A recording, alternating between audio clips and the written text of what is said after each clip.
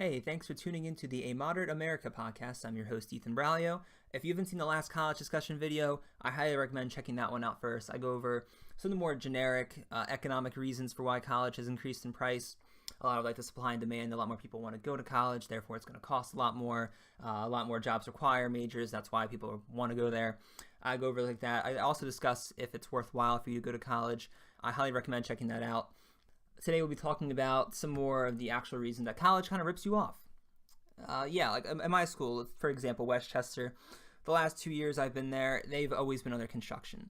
Whether it's building a new business building, a complete waste of money if you ask me, a math major, but all jokes aside, they built that. They tore apart the one food court and renovated it, and honestly, it's a lot worse now. A lot of people would say they would want to have the old version back.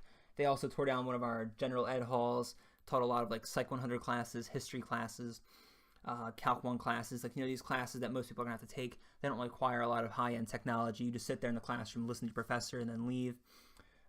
They've been working on these. They worked on the water tower, and this isn't just with Westchester. If you go to Penn State, they have construction constantly going on over there. Schools in Philly, I'm sure other states as well, but I'm saying for most of the major Pennsylvania people, a majority of the people who are probably listening to this podcast, a lot of these schools are all competing with each other, and it makes sense. You want to make sure you have more technology at your school. You want to attract the high-end people who say, the people who actually care about this. Like someone like me, I don't really think too hard about where I want to go to college. I kind of saying, I want to go to Westchester or whatever. But those top tier, top 10% people, you want to make sure that your college stands out.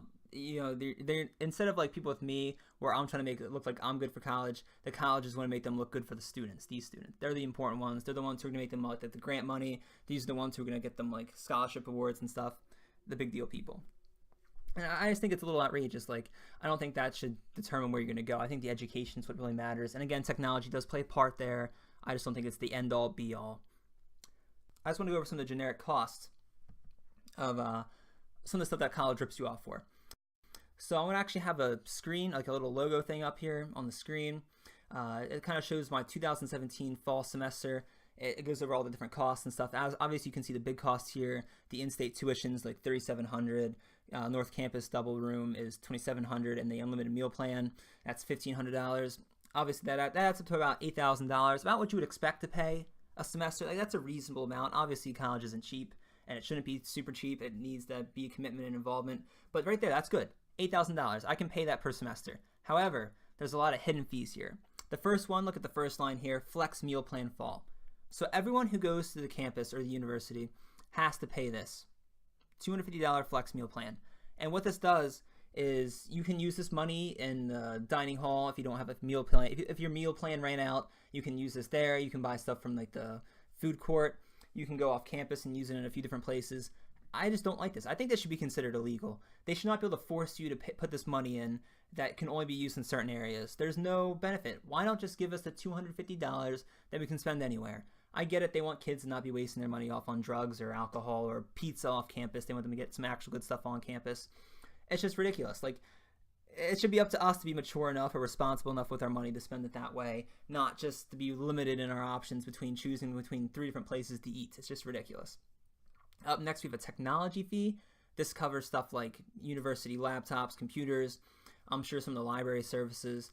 Again, and the lab rooms. The lab rooms is the third thing.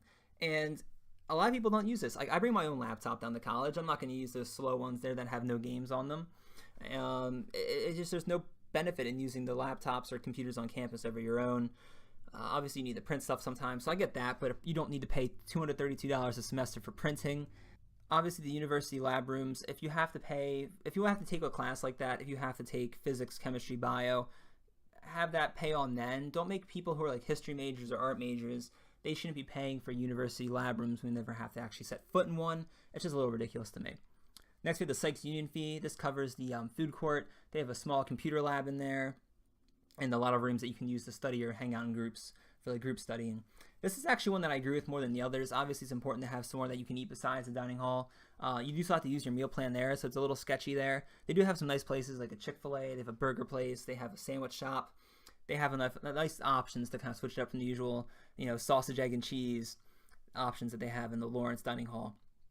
Up next, we have the health center fee. This one I really hate. $142 goes towards the health center fee, even if you don't set foot in the health center. If you never want to make an appointment, you never set foot in there to get yourself checked for strep throat or mono, you still pay us $142. And then if you do go and have to use it, you still pay $12 just to set up an appointment. Then you pay whatever it costs to run the test for strep, or to get, like, if you need medicine, that's still going to cost you money as well. I think girls have to pay for, their usages and stuff like that there. So $142, that's ridiculous. $142 per student should cover way more than enough for, like, these people going to the there. You're not going there for, like, surgery. You're going there for basic health care, something that you can take care of, like, in an afternoon, not like $10,000 LASIK eye surgery or something like that. Next, we have the student services fee, $164. I really don't know what this is for. They have nowhere where this is really described. It's kind of ridiculous.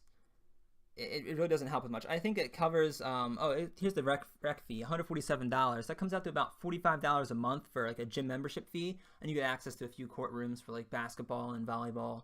But $45 a month to go use the gym, and I think they offer, like, a class or two. They offer, like, a yoga class and, like, a cycling class. Like, $45 a month for that? The high-end gyms cost, like, $30 a month. Like, are you kidding me? $45 a month to use the gym. We do have a rock wall, but again, $45 a month, that's ridiculous. The parking improvement fee is about $83. And this is ridiculous.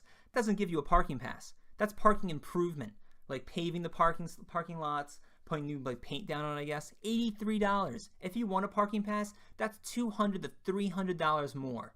That's ridiculous. And sometimes they oversell the parking lots. If you want a good parking spot, you have to get there at 8 in the morning, or if you get there super late, you may not get a spot at all. That's ridiculous. You should be getting a spot. If you get a parking pass, you should guaranteedly, maybe not having a specific spot to use, but you should be getting a spot to have. Not, oh, you got here 10 minutes too late, the whole thing's full, sorry for you. That's ridiculous. We also get charged $60 for auxiliary enhancement, which I guess is for construction but could be used for something else. And the adjusting charge entry, I think, is because I changed how I wanted to pay for the semester. All in all, this comes out to about $1,536 for stuff that I or many students barely, if ever, use. This is obviously a lot less than the other costs. Well, obviously, it's not the tuition, room cost, and it's not tuition and room and board. But over 8 semesters, that's $12,289. Adding that much in loans will greatly impact accrued interest totals, as well as the total amount you have to pay back, as you will not only have to pay back more, but it will take you longer to do so, thus increasing the amount exponentially even more. These are just some of the examples of the university taking advantage of the fact that, yes, you do kind of have to come here and you do have to pay this, or else, hey, guess what? You can get out and go somewhere else. And, well, when all the campuses and universities do this, I'm sure some aren't as bad as others. And Westchester, let me tell you, is a cheap university. They're about $20,000, $22,000 a year. You go to other places like Penn State, you're looking $33,000, $35,000 a year. Their branch campuses are like $20,000, $25,000, which is basically a community college at that point. You look at other in-state, in Philly, again, I'm using Pennsylvania examples. I'm sure other ones work as well. California has outrageously expensive colleges. You look at some of the Philly ones, like Temple, I think it's like around $30,000. Drexel is like $50,000. Villanova, obviously a private school, is like $60,000, $65,000 a year. You basically have to get some kind of scholarship money if you want to make this worth your while. It's just that these universities are able to charge and nickel and dime you to the point where you're adding on, like I said, $12,000 extras in loans. And that's going to end up costing you, years to pay off. Years of your life will basically have paychecks dedicated to paying off your student loan. And that's just ridiculous if you ask me. In terms of a solution, it really comes down to the campuses. The students can't really revolt by not going to colleges, or else they're just never going to get any good jobs. If you want any job in a STEM field, you want to go to law school, stuff like that, you have to get a bachelor's degree, so you're going to have to do that. And you're wasting your best years to do so. Your 20s is when you have the most energy. You have most likely, hopefully, haven't started a family yet. These are your best years to do it. So you can't really be revolting and saying, I'm not going to pay these parking fees, I'm not going to pay these gym membership fees.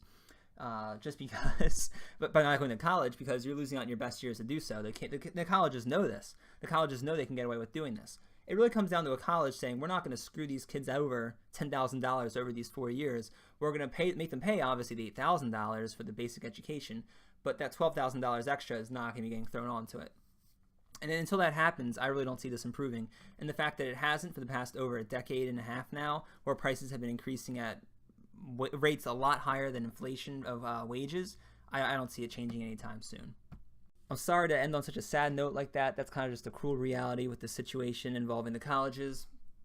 I don't think I'll be doing any more college videos, at least for a little bit. I do have some ideas on kind of like more of a personal topic on it involving elective requirements, but that's a video for another time.